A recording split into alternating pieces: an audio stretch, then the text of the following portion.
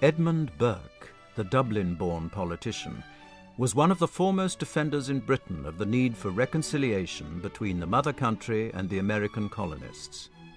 Now considered a conservative, Burke was in fact a rigorous exponent of independence of thought and reason.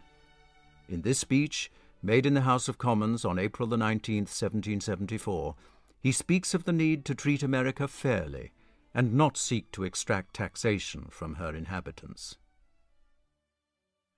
Do you mean to tax America and to draw a productive revenue from thence? If you do, speak out.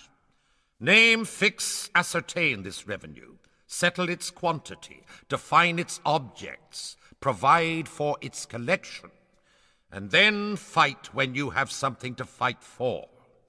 If you murder, rob. If you kill, take possession, and do not appear in the character of madmen as well as assassins, violent, vindictive, bloody, and tyrannical without an object. But may better counsels guide you. Again and again revert to your own principles. Seek peace and ensue it. Leave America, if she has taxable matter in her, to tax herself. I am not here going into the distinctions of rights, not attempting to mark their boundaries. I do not enter into these metaphysical distinctions. I hate the very sound of them. Leave the Americans as they anciently stood, and these distinctions, born of our unhappy contest, will die along with it. They and we and their and our ancestors have been happy under that system. Let the memory of all actions in contradiction to that good old mode on both sides be extinguished forever. Be content to bind America by laws of trade. You have always done it. Let this be your reason for binding their trade. Do not burthen them by taxes. You were not used to do so from the beginning. Let this be your reason for not taxing. When you drive him hard, the boar will surely turn upon the hunters. If that sovereignty and their freedom cannot be reconciled, which will they take? They will cast your sovereignty in your face. Nobody will be argued into slavery. Sir, let the gentlemen on the other side call forth all their ability. Let the best of them get up and tell me what one character of liberty the Americans have, and what one brand of slavery they are free from, if they are bound in their property and industry by all the restraints you can imagine on commerce, and at the same time are made packhorses of every tax you choose to impose without the least share in granting them.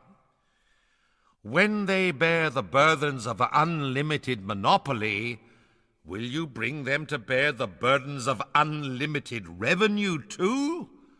The Englishman in America will feel that this is slavery. That it is legal slavery will be no compensation either to his feelings or his understanding. A noble lord who spoke some time ago is full of the fire of ingenuous youth. He has said that the Americans are our children, and how can they revolt against their parent?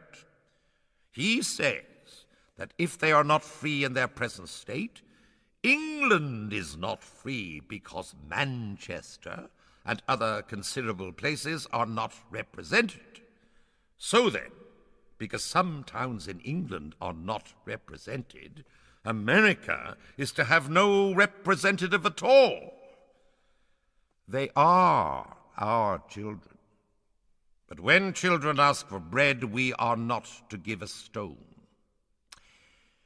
When this child of ours wishes to assimilate to its parent and to reflect with a true filial resemblance the beauteous countenance of British liberty, are we to turn to them the shameful parts of our Constitution?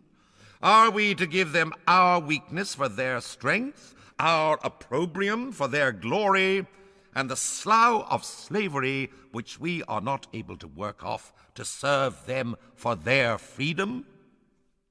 If this be the case, ask yourselves this question: will they be content in such a state of slavery? If not, look to the consequences. Reflect how you are to govern a people who think they ought to be free and think they are not. Your scheme yields no revenue. It yields nothing but discontent, disorder, disobedience.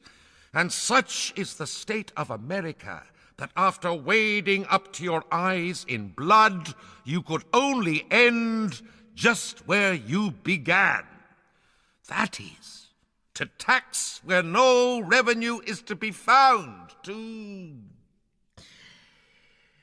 My voice fails me, my inclination indeed carries me no farther.